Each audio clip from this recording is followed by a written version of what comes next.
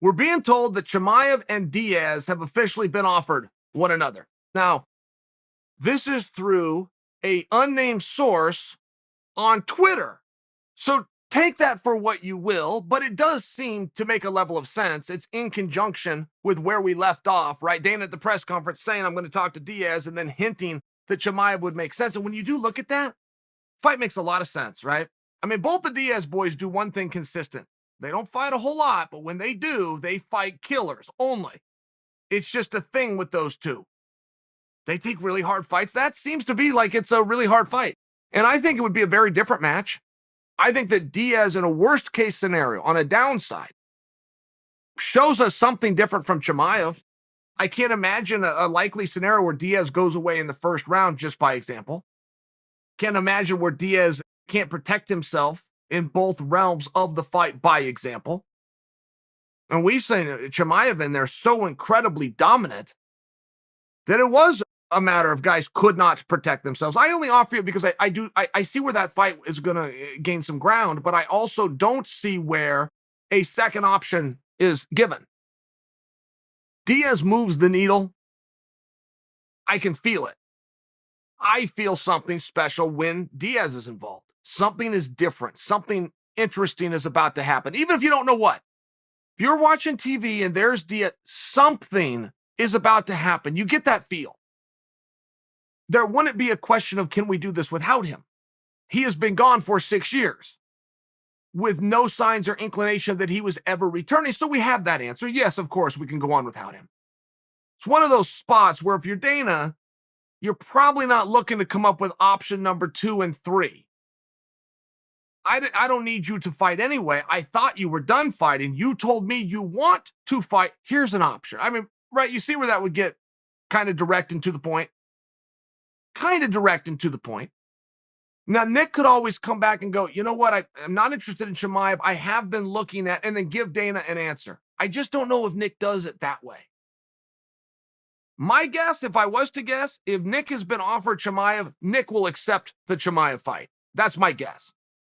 Guess number 2 is that he says no to Chimaev, but doesn't offer someone else. And that would solve all of the problems. Like if Nick just got a hold of Dana and said, all right, here's the date. I'm ready to go.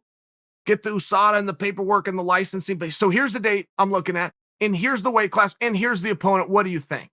I think that would be real easy for Dana to go rubber stamp 3 times. Boom, boom, boom, done, next. I just don't predict for you that Nick did do that. I don't predict for you that Nick is going to come with a specific idea or a specific reason. There's been guys of yesteryear that pissed him off. I'm talking about Nick, that he did not like. Personal problem, but I don't think he has any of those now. I mean, he's just been gone a little bit too long. I don't really know who could have upset him or offended him along the way. It kind of looks like a new crop of guys. And Nick's probably not irritated by any of them and likely just wants to compete. And I think that that's a very good storyline. Very straightforward. This is about competition. Very direct and straightforward. What venue are we going to do and how are we going to work out the numbers? And Dan, I'll leave the rest to you. You decide the weight class. You decide the date. You decide who the opponent is. But I think it's going to be Chimaev. Usually where there's smoke, there's fire in this sport. It's very hard to keep a secret. There's 3 ways to get a word out. You can telephone, telegraph, or tell a fighter, because it's going to spread. And so I think that if we're hearing this Chimaev-Diaz talk, and Chimaev's already accepted it, at least publicly. Again, I'm going back to Twitter. This is my source for all this, right? So check your source, but I believe it. I believe it. Chimaev is still trying to stay busy. Chimaev's calling out other people. Chimaev called out Masvidal, as a matter of fact. And I hope that we get back to the Chimaev experiment. I hope we get back to the Chimaev fights. Boom, Chimaev's booked and he's fighting again right away. Chimaev at 170, Chimaev up at 185.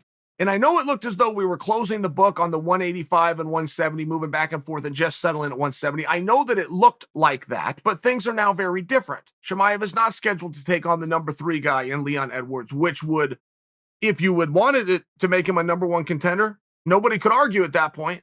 We're not in that spot. Why don't we go back to having fun? Chimaev is giving us one here. He's given us one. He's everything that we've always wanted guys to be. Why are we hindering that? I don't want to. I want to go back to it. I want the 70. I want the 85. I want two bookings at once. It was rare. We've never seen it before. We probably won't see a guy do it again, but we got a guy right now. Let's keep the experiment going.